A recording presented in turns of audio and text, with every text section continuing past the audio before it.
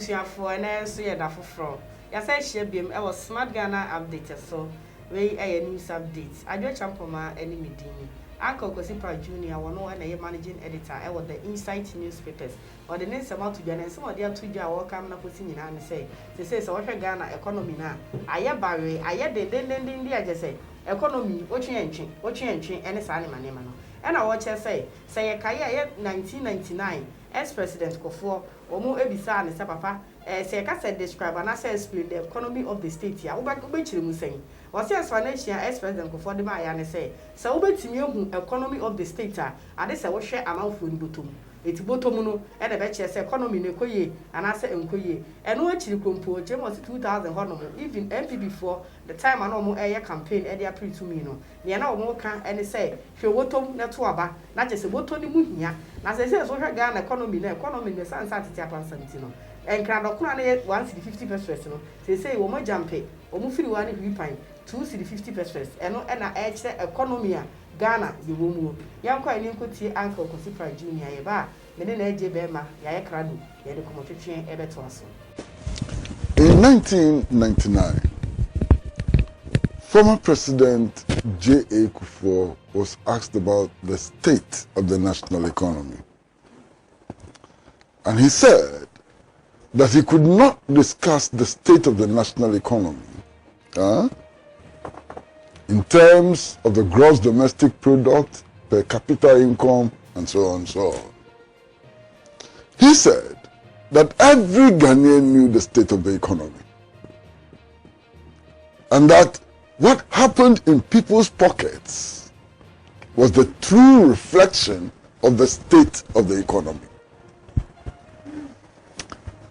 It was as a result of this definition of the state of the economy that the New Patriotic Party adopted a very, very interesting slogan for the 2000 elections. That slogan simply said, "Hwe bottom nato abapa." Look inside your pocket and vote wisely. Now today, 2021, we are discussing the state of the economy again. And I fully accept the definition, the parameters for deciding the state of the economy provided by His Excellency, former President J.A. Kufuor. I fully accept the parameter, I fully accept the context within which we have to be discussing the state of the national economy. Look, over the last 2 weeks, the price of kenke has risen from a maximum of 150 pesos to 2 cedis 50 pesos per ball. This is over the last 2 weeks. Over the last 2 weeks. Since the December 7th election, the price of petrol has gone up by 11%. Last week, I had conversations with some parents and so on. And these parents showed me the school fees they have to pay for their wards. Sana, I'm not talking about university education. I am not talking about tertiary education. 3-year-olds and 2-year-olds are having to pay 7,000 cedis per term. 2-year-olds and 7-year-olds are having to pay 7,000 cedis per term in some of the schools. In an economy in which some people who work 5 days a week, 8 to 5, are paid less than 500 cedis a month. This is the state of the economy. If you earn 500 cedis a month, And you have to pay for water, pay for electricity, pay for your rent. And school fees for a 3-year-old child is 7,000 cedis a month. How do you survive? It's a legitimate question. My goodness, the Ghanaian economy is in total shambles. Buoyant economy? Is this the buoyant economy? I can't believe it. And then when you begin to talk like this and explain the real situation, you are told that don't worry, inflation has come down.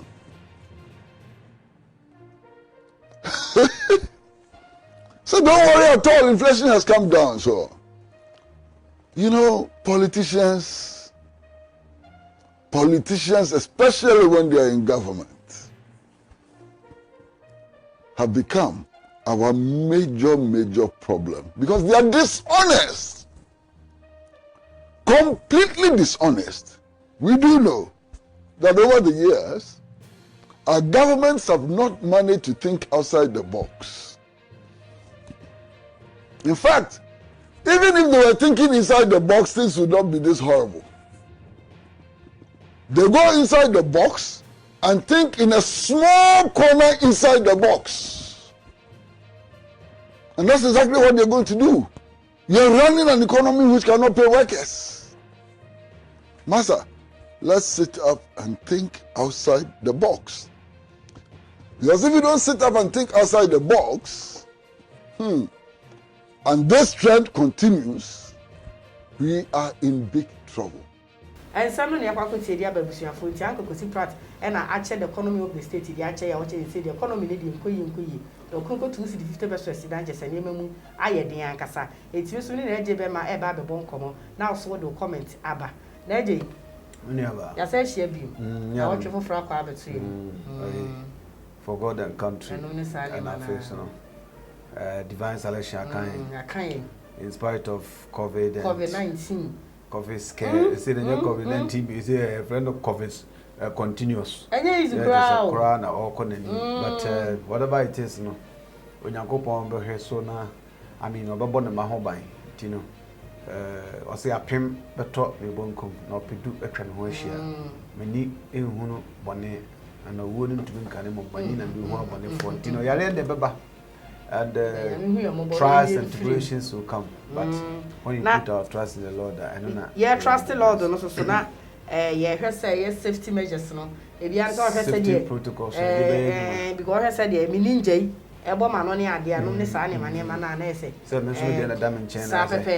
Now then, I quite say about share, never share, and saying, I can say, Yanshe, it's Muhammad Ninja, and I just say, and Nema Enquiries, Ghana at the distance, as I Juma, your room so you are sanitizing and send more than no Yanchi idea, but send a bear protocols, no, ever fun into my favorite years, let's say, Yamu, but they say they are real, I am pa and Yasan Katoka. Najay, I could go see Pratt's Naja. What's your name? Yeah, it's good. Media, when you be at the bio kipu abano on its tools, yeah, manager home. Essence, Penise, the ultrasound, when you see the cheap atia, and Sabio Akufo wants to Mika or Dinkunim, because no be an Ex-Prez. Yes, well, so I was. Yes, Tino, say, Wankasa. Oh yeah, the NS will be who are all monitor no in a professional and constructive way. I have now watch chance winning. Jan Kosiprati, the Jumana or okay. But Uhimukana Jumano, you see, no a and a Cassia crouching opposition party, the main opposition party, and easy for no Juma Kosiprati, you know, or Sanka. Position the leading opposition party for the year, but you want to it tells it speaks a lot of volume and it speaks a lot of reason to be worried about because opposition there all the other time behind you need to tackle the government in power. Now about government in power so near the honor baby or from no no they all can there and can no now so no baby say a baby and I say, "Wo be na wie bi." Nti say, "Oh, council na the course economy na atete no ono na dwene mo hu za atete no so doko ye 2 cd 50% na enye nwanwa saa yes say you kwada so le go say doko no so matotum ampa oh but say ya toto doko mo maybe ya kwada doko 1 cd dey because say the 1 cd ni bi ni saa na na me che say Kwame Nkrumah mfoni na esi ni honi na esi Kwame Nkrumah memorial pa okwa ase na nsana ye that means it is impossible to go back. It is impossible to but go forward back. Is ever. Ever. Now man for be so chance forward ever ye nya ho asem ye ka ba odi e be shemi die ye nchi fin kaka. Now man for be so chance forward ever backwards never na ye Dr. Nkrumah e kan ye no eno na ediga na nya. Esa akwa ye case. Obi o na Ghana so ntino. De bia no we move forward. Instead of Nkrumah about 250%, we do chana ye 350%. Obi obeka say bia na onim ye o kan. Esa say we ase na nkasa e wo ho no. Obi a wo bobra bokọ he. Ye bobra ko ye ni. O bobra ko anim so kasa forward ever on kan boni bia backwards never. Amba nso fan say 2019 COVID-19 be sinsan kofo ko mu. Oha ne abena kofo akom no. Sanko bi enya ya nko nka ho asem kura biem because you don't need to go back and visit Nyama Eya. When him na so continue obi obaka say and edi enya bia no. Yes, they may have their own perception including myself. Me Kwame Nkrumah Nankasa, Dr. Kwame Nkrumah, the first president of Ghana. No. I have my own, beef with him. So serious beef. So what I say, but on this instance where I say forward ever and there, I also call him, and of course where and the man so is in BHS say or man yes, any mom and also Chesapeake a dear chair said Doctor you start to turn once in FCC. I check. Until you don't expect that Okunyina once it is if you are broaching Kruna, economy cost on and I'm economy better no. Almost to minimum one and almost to minimum one. The difference is that almost a check pass and a beer to him. That's the difference. And the answer you never be work of free neighbor. But work as a brody and come baking. A brody, and Sassia to two boom whom sir, here now to be acquired $2 because I had it free. Ye biane ha ye yam ne ha de gun so wa ha de nka wan cedi ne de kegina wan sabra am no ka say ye wo ayibe manti be ye wo January na ya na de yes opebre bro no wo hia uza Ghana fo nkasa so san ye nipa bi ye nipa bon ebi mu ye nipa bon fo kakra ye fa covid kura anya mfato ho enkwala ye ya mask ya esia mfa mobo ya no ya anka mo adi bom sui yare ba da na nka e bom sui ya na nka mo ton fofofo ansi nya di omu se yare na pege mu kakra se he say there obi a compose obi an se no kofo so tutu and there no cry kofo tutu wa to se me ba djuma kra obi fra me na o complain say say I no say kan wa se na se wo be ka so omu ni so akosiaga because na 30 cedi say box no on the box no corner so it Ghana ni nya hunu se no nyonko wa kire kakra bi pe no po so o eni bukata no eti dokure de ya ye ken for all you know enya economy ni per se and affected no what because the corner on through play bia no aka chense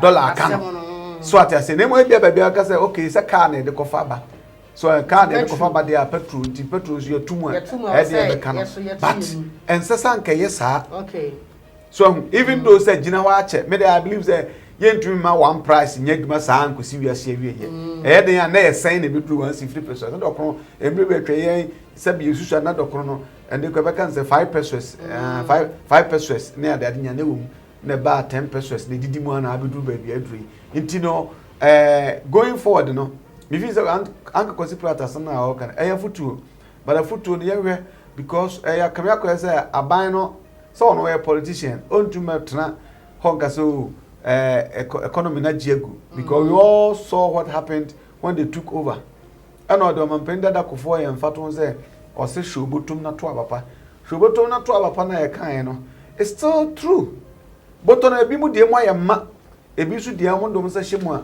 na si fom we ahwema ntino so o mampani kan ya yes o kan sa ntino na nsa so o kan anasa se so o kan whatever it is no true and it is still working ye gusu aye kan efie adan esisi ba bia mafo eto no $500,000 $2 million so that I say any ati enei no be 10-15 years ago na ye be $250 and $250,000 but then na boy they feel obi atobie cement sabre na ye 6,500 obi an sidan ene na cement e ko be 400,000 no afi no obi so sidan enti system no de entumi nye peda but as a government you need to put measures be afraid be price control ya sad na nye adwuma organ ha ene na de ba ko edi Ghana fo nya papa price control because ade ba ko onko shop we na 2 cedi on sa ko another shop or say 5 cedi but the same at the corner horo na me fi sa ban na manani ba ho no check sa adne say ye ma price control ho ke ba ma price control board fo ko chini dom aye sa investigation say adentina de we ye pin corner na we ton nyese different brand the same brand na so do the 2 cedi na we so the 5 cedi price na nya pe ene no kwe so enti eno ne ade ba ko a ha yokrum ha ya enti anka kosi pra me no because the talk is cheap so that say o kasa kwade a ya na sebe mfaso bia nhyada ma utumura na wa kire sie nka okay ade weni especially empany for no monye na ma economy nye de be stable ba ba kasa economy ni nyina ye say petrol ko 11% ne sa na ma no na sa woni akokosi party ya adwen e say 2000 e ho no campaign a APP4 ye e say hwobotom ne to aba na le sa campaign no e kwati awo well sanya current MPP leadership na massa campaign message no the area of Mampeli Dada Kufuor be na djuma wie kwode dada e na o kan sa no so ba so di gina o ma MPP4 in a hole on va nya ma MPP4 na ho di gina ho ma Ghana fo before so beto aban show botom me try Kosi Pratt na say na ono ne ka no ono ne e ka based on the MPP4 can some time ago I came to na say no guys wo ka the gina wo the ama MPP4 ankasa of course 2000 say na mo kan ye na na so no ye hwe botom a mo nsam na mo kan ne ye botom ne ye den enko enti one ne ya adwen e say ensam na mo kan 2000 ene no kwa against wo ho ana mean to say kwa against wo mean to say against wo because in a sense that obi ahwe no botom se ne ma ekoyi ma no enti obeto na bapa akosro ama NPP obi so da bi me hwe botom no kaprenim timeto atia no and the same thing happened in 2016 obi hu se ne botom nye enti obeto atia the then government otutia no obi hu se me nso me botom ye enti no adibia jesisi blocks enti no me papa bi onya contract e ma onya bi di ma nso nya bi di meto ama no so what I say obi so da bi me nso aban we ba anya bia napko menu aketro bia no onya adwuma nye onya adwuma ya ma me nso no o send me kakra timeto ama nti botom hwe no de an individual thing because if Brad cannot speak for all Ghanaians anti and on the Ghana fund bet to be decided and I am not too sure say because if Brad akochi will be able to man be because on botom abana ya to no say I am pass o mampani nana Adam Kufuor Addo percentage na on wini ye no awodi wini ye no say sad ya say make say sad because asem of court say sad ya na che say Ghana for majority of Ghanaians believe say on botom ye nto mo to abama no ana me nya adwin so I'm a Kai champion pastor say and I know something say so majority of Ghanaians eji to say on botom ye nto mo to abama na so they are comfortable with the economy there ye di wie near the so Uncle Kosi Pratt can be an say even go recently ya or one penny me be a school no her school fees is out for mutual go on man about KG1 KG2 nursery P1 but to Jessica best 7,000 and all that it's a buying a responsibility as on a person do back school papa and I do back school papa and I saw buying effect as say school papa dey say dey mako it's no blem na ne proprietors na nkokasa na eboare mrafo medical case utum bra no actually see Uncle Kosi Pratt or Emma Kasana and them matching solution. Adebia's solution is always the best than talk because talk is cheap. Kasa will be able to me a Kasabi. Maybe tell me say the manuti free to me a Kasasa Kusa de Bechi. But Kasama dear ching, no man to me and pinpointed the solution now what to do to solve the situation now make one some now. Sabe Nanka man Kasakra Nanka ye and I'm 7 years Sabiam so what I say. Kosi Pratt has no kind. How many schools? And I got 7,000 a month. I'll say for term no. Baby cut us a month. Send me to baby was a term. Yeah, baby was a term. I'm over here. In fact, we say will be a Jamaican like 500 a month. Na say or we bills and all that. Na say I'm say how they be an for me there committee by say month, but a term. Baby near ba I can creeping chill. Obie ni Ghana ha. Ni busumi akatua eya 500 Ghana cedi a odne babako school a yes 7,000 a term da. Okay. It will never happen. Na magic about performing na. We are Jumana say one 3 months. Who's the term BI 3 months. 2 weeks on. Yes, in the 3 months and a little over 8 and now 2 months a little over, so what I say, sir, 3 months we pay in as a kabuma, a 1,500. How can you pay 7,000? It's 7,000 no sabe, yes, and Santiana pet. Nipa ko share no hunu say, obetumi na say school in the fatanaba, nti oso woko. And we chanti obi bia about otua 7,000 man about 2 years and 7 years between so or starting say between 2 and 7 years. Okay, it will be an about otua neba school fees a term for 7,000 bia no so at least bosumino when you nyambro something like 30,000 and 10,000.